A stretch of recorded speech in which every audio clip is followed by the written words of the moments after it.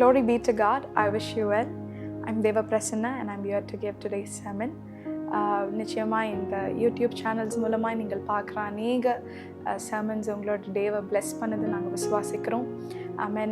This YouTube channel is being a blessing to us as well. And today the Holy Spirit has put a word inside of my heart to share to all of you. And நிச்சயமாக இது உங்களுக்கு ரொம்ப பிரயோஜனமுள்ள வார்த்தையாக இருக்கும். என்னவென்று நம்ம பார்க்கலான்னா, Jesus Christ has already paid your bill.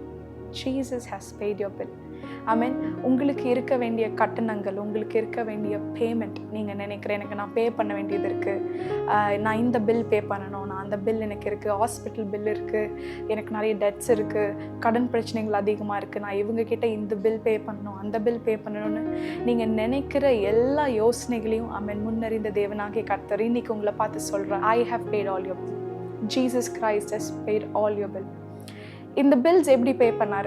நீங்கள் ஒரு வேலை கேட்கலாம், ஒரு வேலை என்னுடைய கேஷில் பே பண்ணிட்டாரா, இல்லை செக் கொண்டு போய் பே பண்ணிட்டாரா? I'm going to tell you, with what he has paid. He has paid the price for your bills with his own blood. தன்னுடைய சொந்த ரத்தத்தினாலே உங்களுடைய பில்ஸ் எல்லாவற்றையும் பே பண்ணியிருக்கிறார். நீங்கள் வேணால் கேட்கலாம், என்னுடைய ஹாஸ்பிட்டல் பில் எப்படி அவரோட ரத்தத்தில் கவர் ஆகுதுன்னு கேட்கலாம். We are going to see that very elaboratedly in a minute. அதற்கு முன்பதாக இந்த ரத்தம், இயேசுவின் ரத்தம் அல்லது பழைய ஏற்பாட்டின்படி ரத்தமானது என்ன செய்தது? கர்த்தர் எதுக்கு இந்த பிளட்டை வச்சு இனிஷியேட் நம்ம பண்ணுறாரு அப்படின்னு நம்ம பார்க்கலாம். லேவியராகமம் 17ஆம் அதிகாரம் 11வது வசனத்தை நான் உங்களுக்கு வாசிக்க விரும்புகிறேன். மாம்சத்தின் உயிர் இரத்தத்தில் இருக்கிறது, நான் அதை உங்களுக்கு பலிபீடத்தின் மேல் உங்கள் ஆத்துமாக்களுக்காக பாவ நிவர்த்தி செய்யும்படிக்கு கட்டளையிட்டேன். ஆத்துமாவிற்காக பாவ நிவர்த்தி செய்கிறது ரத்தமே. இந்த வசனத்துல நம்ம பார்த்தபடி நம்மளுடைய ஆத்துமாக்களுக்காக பாவ நிவர்த்திக்கு செய்கிற ஒரே விஷயம் ரத்தம் மட்டும்தான். ஹல்லேலூயா.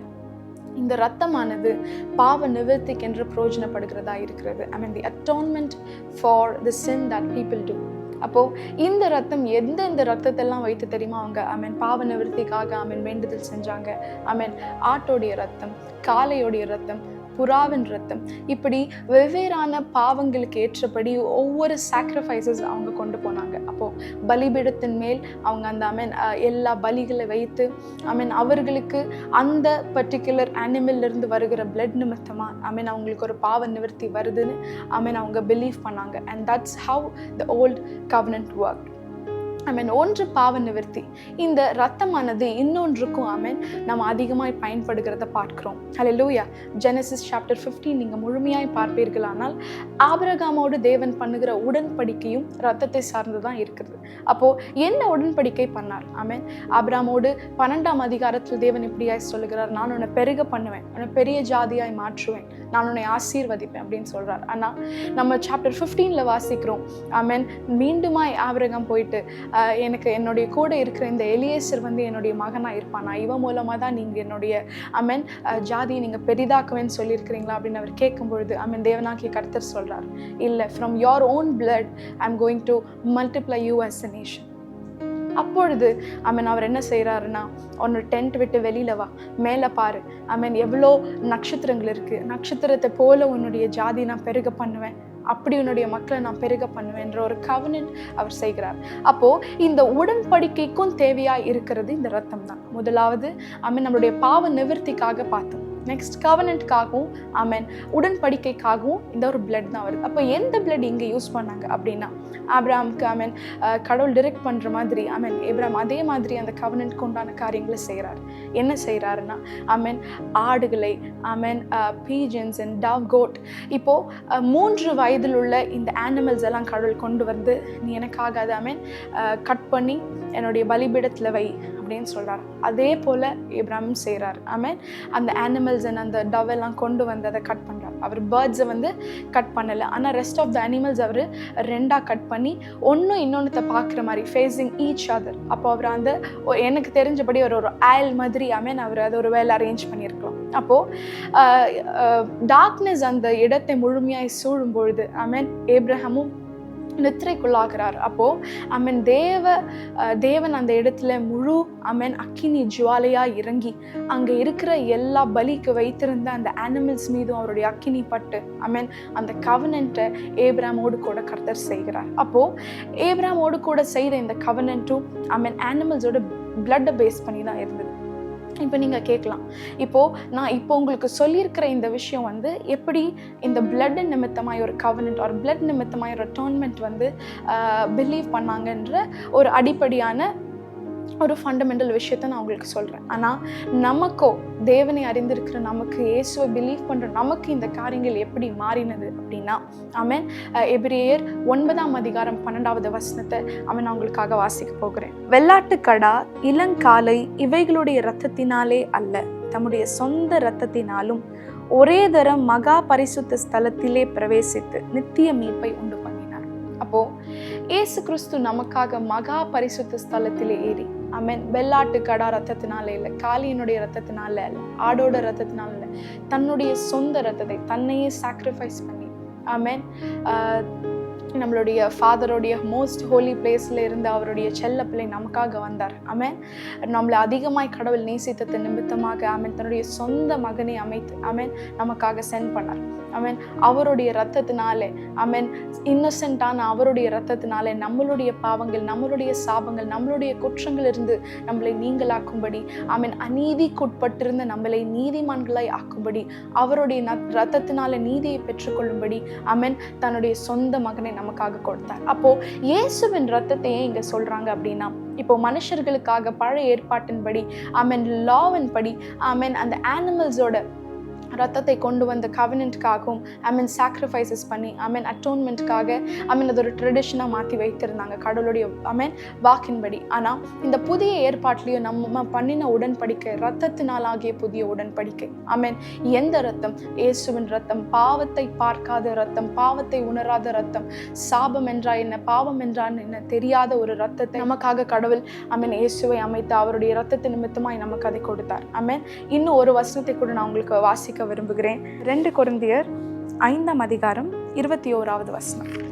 நாம் அவருக்குள் தேவனுடைய நீதியாகும்படிக்கு பாவம் அறியாத அவரை நமக்காக பாவமாக்கினார்.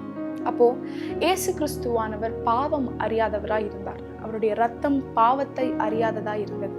நமக்காக தன்னுடைய சொந்த மகனை, பாவம் அறியாத மகனை, இன்னசென்ட் பிளட், ஹல்லேலூயா, அந்த இன்னசென்ட் பிளட்டை நமக்காக அவர் சென்ட் பண்ணார். நம்மளுடைய பாவங்களுக்காக அந்த பாவத்தை தெரியாத ரத்தம் நமக்காக பலியாக்கப்பட்டார். அவருடைய நீதியாகும்படி அவர் என்னென்ன விஷயங்கள்ல பர்ஃபெக்டா இருந்தாரோ, என்னென்ன விஷயங்கள்ல அவர் நிறைவானவராக இருந்தாரோ அதை நமக்கு தரும்படி அவருக்கு இருந்த அதே அனாயிண்டிங், அவருக்கு இருந்த அதே காரியங்கள் நமக்கு டிரான்ஸ்ஃபர் ஆகும்படி இயேசு கிறிஸ்து இந்த உலகத்திற்கு வந்தார். மத்தேயு 26ஆம் அதிகாரம் 28வது வசனம் இப்படியாய் சொல்லுகிறது, இது பாவ மன்னிப்பு உண்டாகும்படி அநேகருக்காக சிந்தப்படுகிற புது உடன்படிக்கைக்குரிய என்னுடைய இரத்தமாயிருக்கிறது. அப்போ புதிய உடன்படிக்கைக்குரிய அவருடைய இரத்தம் பாவ நிவர்த்தி ஆகும்படி, பாவம் மன்னிக்கப்பட வேண்டும் என்று சிந்தப்பட்ட இந்த புதிய உடன்படிக்கைக்குண்டான இந்த இரத்தம் இயேசுவின் இரத்தம். ஹல்லேலூயா. 1 கொரிந்தியர் 11ஆம் அதிகாரம் 25வது வசனத்துல நம்ம வாசிக்கும் பொழுது இந்த 2 காரியங்களும் இங்க ஒன்னா இணையுது. கவனன்ட் கொண்டானதும் அட்டோன்மெண்ட்டுக்கு உண்டானதும். அப்போ நம்மளுடைய பாவ நிவர்த்திக்கு உண்டானதும் நம்மளுடைய உடன்படிக்கைக்கு உண்டான இந்த ரத்தம் இணைகிறது. இந்த கான்செப்ட் உங்களுக்கு இந்த வசனத்துல இன்னும் ரொம்ப தெளிவாய் நீங்கள் புரிந்து கொள்ளலாம். அது மாத்திரம் இல்லாம இப்போ நம்ம வாசிக்கிறபடி தேவனுடைய அந்த ரத்தமானது நம்ம எல்லா காரியங்களிலிருந்து சுத்திகரித்திருக்கிறது, பாவங்களற நம்மை முழுமையாய் கழுவி இருக்கிறது. அப்போ இந்த ரத்தத்தை விசுவாசிக்கிற நீங்கள், இயேசுவை விசுவாசிக்கிற நீங்கள், இயேசுவை நீங்க எப்படி விசுவாசிப்பீங்க? உங்களுடைய முழு இருதயத்தோடு முழு மனதோடு அவரை நம்ம தொழுது கொண்டுகிற நாம் அநேக தரம் அவரை பற்றின தப்பான பெர்ஸ்பெக்டிவ், தப்பான உபதேசங்கள் நிமித்தமாய் அவருடைய ரிலேஷன்ஷிப், அவர் நமக்காக வைத்திருக்கிற அந்த அன்பு, அவர் நமக்காக வந்த பர்பஸை சில நேரங்கள் நம்ம நிறைய கன்ஃபியூஸ் பண்ணிக்கிறோம். இன்னும் ஒரு வசனத்தை கூட நம்ம வாசிக்கலாம். ரோமர் 3ஆம் அதிகாரம் 25வது வசனம் மற்றும் 26வது வசனம். தேவன் பொறுமையாய் இருந்த முற்காலத்தில் நடந்த பாவங்களை தாம் பொறுத்து கொண்டதை குறித்தும் தம்முடைய நீதியை காண்பிக்கும் பொருட்டாகவும் தாம் நீதி உள்ளவரும் இயேசுவினிடத்தில் விசுவாசமாய் இருக்கிறவனை நீதிமான் ஆக்குகிறவருமாய் விளங்கும்படி இக்காலத்திலே தமது நீதியை காண்பிக்கும் பொருட்டாகவும் கிறிஸ்து இயேசுவினுடைய இரத்தத்தை பற்றும் விசுவாசத்தினாலே பலிக்கும் கிருபாதர பலியாக அவரையே ஏற்படுத்தினார். அப்போ இந்த கிருபாதர பலியாக ஆமென் அவர் வந்தார். இந்த ரத்தம் உங்களுக்கு கிருபையாக கொடுக்கப்பட்ட ஒரு கிஃப்ட். இயேசு கிறிஸ்துனுடைய ரத்தம் உங்களுக்கு முழுக்க முழுக்க ஒரு பரிசாக ஒரு கிருபாதர பலியாக உங்களுக்காக அவரையே சாக்ரிஃபைஸ் பண்ணார். நீங்கள் செய்த எல்லா பாவங்களுக்காக, நீங்கள் செய்த எல்லா அக்கிரமங்களுக்காக அவரோடு கூட நீங்க பண்ண உடன்படிக்கை உடைத்திருந்தா கூட அந்த காரியங்களை கூட ஃபிக்ஸ் பண்ணும்படி பழையதை அவர் எவ்வளவு பொறுமையா இருந்தாரோ அந்த 25வது வசனத்துல நாம் வாசிக்கிறோம். ஜனங்கள் செய்த பாவங்களுக்கு தேவன் பொறுமையா இருந்தார், அதை பார்த்து கொண்டிருந்தார். ஏற்ற வேளையில தன்னுடைய சொந்த மகனை அனுப்பினார். அப்போ இந்த ரத்தத்தை விசுவாசிக்கிற நீங்கள், அப்போ இந்த விசுவாசம் எங்கே இருக்கிறது? எனக்குள்ள இருக்கிறதா? இல்லை நம்ம நிறைய தவறான ஜெபங்கள் இந்த விசுவாசத்தை பற்றி பண்ணுவோம். நம்ம எப்போ ரொம்ப லோவாக ஃபீல் பண்ணுறோமா, நீ கேசப்பா எனக்கு நிறைய விசுவாசம் தாங்க, இந்த நேரத்தில் எனக்கு நிறைய விசுவாசம் பெருகட்டும். விசுவாசம்ங்கிற ஒரு விஷயம் ரொம்ப ஒரு எக்ஸ்டர்னல் ஃபேக்டராக நம்ம நினச்சி ஜெபிப்போம். ஒரு பவர் மாதிரி, நமக்கு ஒரு அனாயிண்டிங் மாதிரி விசுவாசம் அந்த நேரத்தில் உங்களுடைய சிச்சுவேஷன் படி வருகிறது. ஆனால் விசுவாசம் என்கிற ஒரு விஷயம் உங்களுடைய ஸ்பிரிட்ல இருக்கிற ஒன்று. ஹல்லேலூயா. ரோமர் 8ஆம் அதிகாரம் 11வது வசனம் வாசிக்கும் பொழுது, faith that raised Jesus from the dead, the spirit that raised Jesus from the dead, அந்த ஸ்பிரிட் நமக்குள்ளாக விசுவாசத்தை உண்டு பண்ணுகிறவராய் இருக்கிறார். அப்போ உங்களுடைய ஸ்பிரிட்ல இருக்கிற அந்த ஃபெய்த்தை நீங்க ரிலீஸ் பண்ணுகிறது தான் உங்களுடைய விசுவாசம் உங்களுடைய நிஜ வாழ்க்கையில மேனிஃபெஸ்ட் ஆகிறதுக்கு, வெளியரங்கம் ஆகிறதுக்கு, விசுவாசத்தை சார்ந்த ஒரு சில விஷயங்கள் உங்களுடைய வாழ்க்கையில் நடப்பதற்கு ஏதுவாக இருக்கிறது. அப்போ அந்த பரிசுத்த ஆவியானவர் ஒரு எக்ஸ்டர்னல் ஃபேக்டரா அந்த விசுவாசத்தை வைக்காதபடி உங்களுக்குள்ளாகவே இருந்து நிறைய காரியங்களில் விசுவாசம் வெளிப்படும்படி, விசுவாசம் வெளிப்பட்ட ஒரு சில காரியங்களை, அதிசயங்களை, அற்புதங்களை உங்களை வாழ்க்கையில காண செய்யும்படி அந்த விசுவாசம் இருக்கிறது. அப்போ இந்த பிளட் மேல நீங்க வைக்கிற அந்த விசுவாசம், faith in this blood, faith in the blood of God Jesus Christ. அப்போ நம்மை இந்த அக்கிரமங்களிலிருந்து, பாவங்களிலிருந்து மீட்ட அந்த ரத்தத்துல நீங்கள் வைக்கிற விசுவாசம். எபிரேயர் புஸ்தகத்துல நீங்க வாசிப்பீர்களானால் அந்த முழுமையான புக்குமே ஒரு ஒரு ஒரு பெரிய புதிய ரெவலேஷன் உங்களுக்கு கொடுக்கும். நீங்க உங்களுக்கு எப்பப்பெல்லாம் டைம் இருக்கு உங்களோட பைபிள் ஸ்டடீஸ்ல விசேஷமா இந்த நியூ டெஸ்டமெண்ட்ஸ்ல இருக்கிற இந்த புக்ஸை நீங்க கொஞ்சம் டைம் எடுத்து வாசிங்க. ஏன்னா அந்த விஷயங்கள் உங்களுடைய லைஃபை இம்பேக்ட் பண்ணுகிற அநேக காரியங்கள், அநேக உண்மைகள், அநேக ட்ரெஷர்ஸ், மிஸ்ட்ரீஸ் இந்த நம்மளுடைய பைபிள்ல இருக்கிறது. விசேஷமா ஹீப்ரூல நம்ம வாசிக்கும் பொழுது ஜீசஸை ஒரு ஹை பிரீஸ்டா நம்ம பார்க்கிறோம். அவர் பெரிய ஆசாரியராய் நம்ம பார்க்குறோம். எப்படி பலிகளை வெளியில ஆல்டர்ல வைத்து அவங்க செய்தாங்களோ அதே மாதிரி வீதிகளுக்கு வெளியில தேவன் அடிக்கப்பட்டார், பலியாக்கப்பட்டார். அவருடைய மோஸ்ட் ஹை பிளேஸ்ல, மோஸ்ட் ஹை பிளேஸ்னா மனுஷங்களால கட்டப்பட்ட ஆலயத்துல இல்லை. நம்ம தெளிவாய் வாசிக்கிறபடி பரலோக வாசல்களை அவர் கடந்து போய் நமக்காக தன்னுடைய சொந்த ரத்தத்தை அவர் பில்லா கொண்டு போனார். இங்கே தான் நம்மளுடைய முழுமையான அந்த மெசேஜ்குள்ளாகவே நம்ம வரும். எந்த பில் அவர் கொண்டு போனார், எங்கே கொண்டு போனார் அப்படின்னா in the heaven. He just took all your transgressions, he took all your sins, he took all your curses and he paid them all with his own blood. The consequences you add for your sins. இந்த பாவத்தை நான் செஞ்சா இதுதான் எனக்கு வரும், அந்த consequences உங்களுக்கு வராதபடி, உங்கள் மீது பழி சுமராதபடி தேவன் தன்னுடைய சொந்த ரத்தத்தை கொண்டு மனுஷங்களால கட்டப்பட்ட ஆலயத்தில் அல்ல, தேவ ஆலயத்திற்குள்ளாக, பரலோகத்திற்குள்ளாக பிரவேசித்து நம்மளுடைய அப்பாவுடைய வலது பாரிசத்தில் வீற்றிருக்கிறவராய், நமக்காக எல்லாத்தையும் செய்து முடித்தவராய், மரணத்தை ஜெயித்து, பாதாளத்தை ஜெயித்து, நமக்காக அவர் வைத்திருந்த சகல ஆசீர்வாதங்களையும் நமக்கு கொண்டு போனார். அப்படிதான் அதை விசுவாசிக்கிறது நிமித்தமாய் நமக்கு அந்த நிச்சயம் கிடைக்கிறது. ஹல்லேலூயா. ஆமா, கடவுள் எனக்கு இதை செய்ததுனால நான் டெப்ட் ஃப்ரீயா இருக்கேன், கடவுள் எனக்கு இதை செய்ததுனால நான் சிக்னஸ் ஃப்ரீயாக இருக்கேன், கடன் என்னை சுமராது, இந்த சாபங்கள் என் மேல் வராது என்ற நிச்சயத்திற்குள்ளாக, உறுதிக்குள்ளாக நம்ம வருகிறோம். ஆமென். மீண்டும் எபிரேயர் 9ஆம் அதிகாரம் 12வது வசனத்தில் நம்ம வாசிக்கிறபடி ஆமென், அந்த வசனம் தெளிவாய் சொல்லுகிறது, நம்மளுடைய ஆமென் எல்லா காரியங்களையும் ஒரே தரம் அவருடைய சொந்த ரத்தத்தினாலே ஆமென் மோஸ்ட் ஹை பிளேசஸ்ல அவர் கொண்டு போய் அதை வைத்து ஆமென் நம்மளுடைய எல்லா டிரான்ஸ்கிரஷன்ஸ் அவர் வைத்து ஆமென் அங்கேதான் ஒரு முழு ஆமென் ஒரு மாற்றமே அங்கே நடக்குது. He's giving his righteousness to you and he's taking all your sins away. ஆமென். இப்போ தேவனாகிய கர்த்தர் உங்களை பார்க்கும்பொழுது ஆமென் உங்களுடைய சின்காகவோ உங்களுடைய டிரான்ஸ்கிரிப்ஷன்ஸ்க்காகவோ அவர் உங்களை பார்க்க போகிறது இல்லை. ஆமென். தேவனுடைய ரத்தம், இயேசுனுடைய ரத்தத்தை விசுவாசிக்கிற நீங்கள் ஆமென் உங்களுக்குள்ளாக கிரியை செய்யப்படுகிற அவருடைய ஆமென் வல்லமை அவருடைய ஸ்பிரிட்ல தான் is going to see each and every one of us as Jesus Christ, because that spirit is inside us. அந்த ஆவியானவர் நமக்குள்ளாக இருக்கிறார். ஆமென். ஒரு சின்ன பிள்ளையை கூட நீங்க கேட்கும்போது ஏசப்பா உன்னை பார்த்துட்டு இருக்கிறார் அப்படின்ற ஒரு விஷயத்தை நீங்க சொல்லாதீங்க. ஏசப்பா உனக்குள்ளாக இருக்கிறார், ஏசு உனக்குள்ளாக இருக்கிறார். அந்த ஒரு பேரண்டிங் ஸ்டைலில் நம்ம கிட்ஸ் அப்ரோச் பண்ணும்போது அவங்க இன்னும் கடவுளோடு கூட இருக்கிற அந்த ஒரு ரிலேஷன்ஷிப் அதிகமாக பாண்ட் ஆகும். ஏன்னா அவங்களுக்கு நம்ம சின்ன வயதில் நம்ம சொல்லி கொடுக்கும்போது நீ இந்த தப்பை செய்யாத, ஏசப்பா பார்த்துட்டு இருக்கிறாரு, நீ இதை செய்யக்கூடாது, நீ மம்மி டாடி கீழ்ப்படியிலன்னா ஏசப்பா கண்டிப்பாக உன்னை பார்த்துட்டு இருக்கிறாரு, அந்த மாதிரி அப்ரோச் பண்ணாமல் உங்களுடைய கிட்ஸ்க்கோ வளர்ந்த பிள்ளைகளாக இருக்கட்டும் அவர் பார்க்கிறார் என்ற அந்த உண்மையை சொல்லிக் கொடுங்க. அவருடைய வாழ்க்கையில் அநேக மாற்றங்களை அவர்கள் பார்ப்பார்கள். இப்போது ஒரு ஃபேமிலியை ரன் பண்ணுறவங்களுக்கு என்னென்ன பில்ஸ் எல்லாம் இருக்கும்.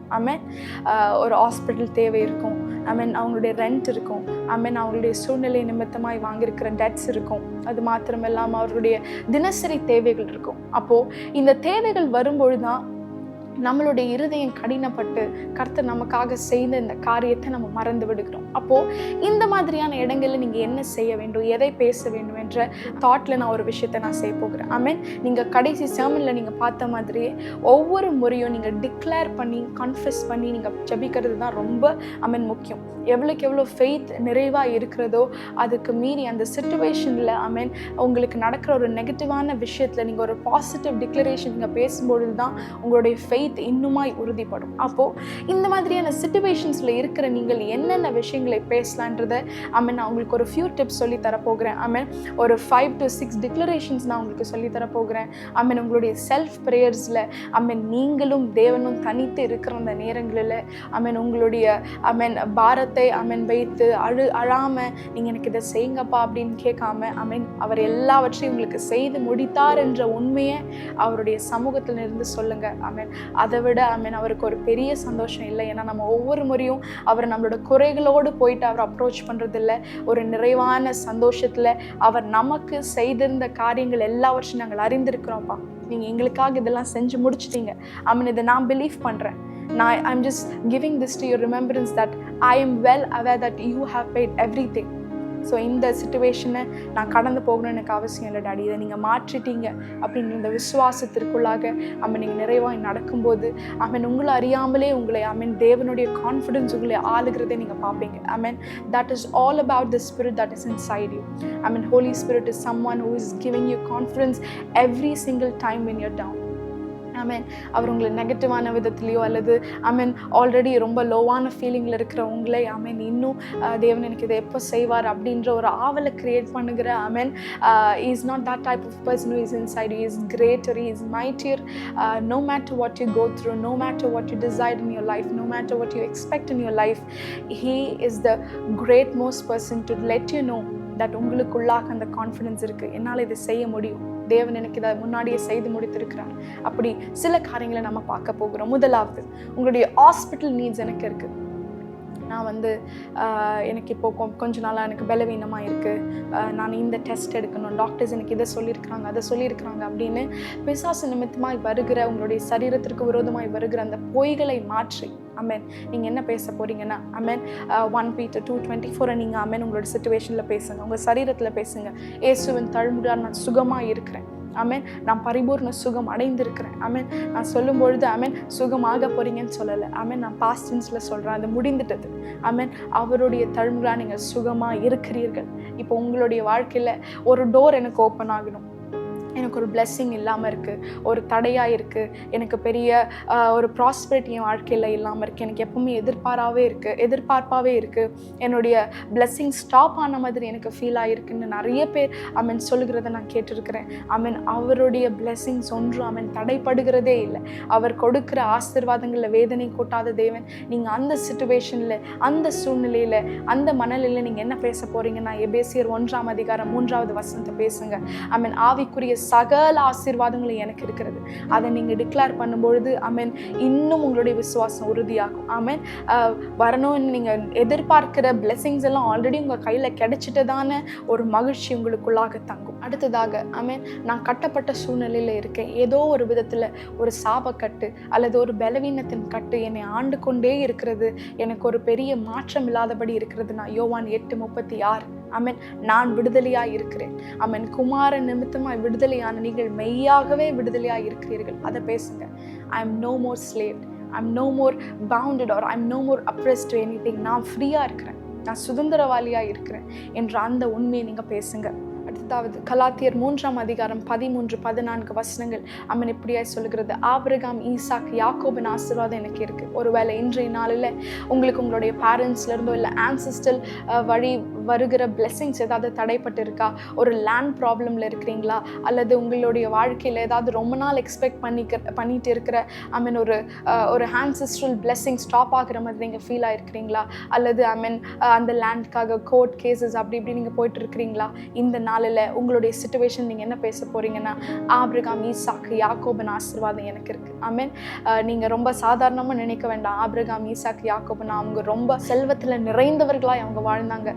கர்த்தர் எப்படி ஆதியாகமம் 12:2 படி அவருக்கு வாக்கு கொடுத்தபடியே செய்தார். அவர் என்ன கவர்னன்ட் 15வது அதிகாரத்தில் அவர் கூட செய்தாரோ அப்படியே வானத்து நட்சத்திரங்களை போல ஏப்ராமோட ஜெனரேஷனை பிளஸ் பண்ணி கொடுத்தார். அதே பிளெஸிங் நம்ம மீது இருக்கிறது. எந்த விஷயமா இருந்தாலும் எந்த குறைவா இருந்தாலும் சொல்லுங்க, ஆபிரகாம், ஈசாக்கு, யாக்கோபின் ஆசீர்வாதம் என் மேல் இருக்கிறது என்ற அந்த அறிக்கை உங்களுடைய ஜெபங்கள்ல ஜெபம் மாத்திரமல்ல, எப்போ உங்களுக்கு அந்த ஒரு லோவா நீங்க எனக்கு இன்றைய நாள் பெரிய பிளெஸிங்காக எனக்கு போகலை, எனக்கு ரொம்ப சோர்வாக இருக்குது, என்னுடைய ஸ்பிரிட் ரொம்ப சோர்ந்து இருக்குது அப்படின்னு நீங்கள் வாயில் கூட கன்ஃபியூஸ் பண்ணாதீங்க. ஏன்னா நமக்கு சோர்வுள்ள ஆவியை கடவுள் கொடுக்கல. இந்த வார்த்தையை பேசி உங்களுடைய ஃபெய்த் அண்ட் கான்ஃபிடென்ஸில் நீங்கள் அதிகமாக்குங்க. கடைசியாய் நான் கடன் பட்டிருக்கிறேன், எனக்கு யாராவது எனக்கு ஃபோன் பண்ணும்பொழுது எனக்கு ஆன்ஷியஸாக இருக்குது, என்னால் ஃபோன் கூட எனக்கு எடுத்து ரிப்ளை பண்ண முடியல, ஒவ்வொரு நாளும் கடன் பிரச்சனைகள் ரொம்ப அதிகமாக என்னை நெருக்குது அப்படின்னு நீங்கள் நினைக்கிறீங்களா? சங்கீதம் 37:21 பேசுங்க. நான் இனி கடன் வாங்க மாட்டேன், கடன் கொடுப்பேன், நான் நிச்சயமாய் கொடுப்பேன். ஏசப்பா எனக்கு ஆல்ரெடி எல்லாத்தையும் பே பண்ணிட்டாரு, நான் செய்வேன் அப்படின்ற நிச்சயத்திற்குள்ளாக நீங்கள் ஒவ்வொரு நாளும் வரும்பொழுது பரிசுத்த ஆவியானவர் உங்களை ஒரு அதீத கான்ஃபிடன்ஸ்னால உங்களை நிரப்புவார். கிரகிக்க முடியாத காரியங்களை செய்வார். ஒரு நாள் உங்களுக்குள்ளாக இருக்கிற பரிசுத்த ஆவியானவரை நமக்காக நம்மளுடைய கட்டணங்களை கொடுத்து செலுத்தி தீர்த்த இயேசுவை ஒரு நாளும் லிமிட் பண்ணாதீங்க. ஏன்னா அந்த லிமிட்டேஷன்ஸ் நம்மளுடைய ஆசீர்வாதங்களையும் லிமிட் பண்ணுறதா இருக்கிறது. இந்த சர்மன் உங்களுக்கு நிச்சயமாகவே ரொம்ப யூஸ்ஃபுல்லாக இருக்கும் என்பதை நான் விசுவாசிக்கிறேன். உங்களுக்கு ஒரு புதிய ரெவலேஷனை கொடுத்திருப்பார் என்று நான் விசுவாசிக்கிறேன். Jesus has already paid your bill. இயேசு கிறிஸ்து உங்களுடைய கட்டணங்கள் எல்லாவற்றையும் முன்பதாகவே செலுத்தி விட்டார். நீங்கள் தொடர்ந்து எங்களுடைய இந்த யூடியூப் மினிஸ்ட்ரீஸ்க்காக உங்களுடைய ஜெபத்தில் நீங்கள் சப்போர்ட் பண்ணுங்க. And I hope and I believe this sermon would be a very blessed thing for you, and this would transform your life and renew your life day by day. In Jesus' name, amen and thank you.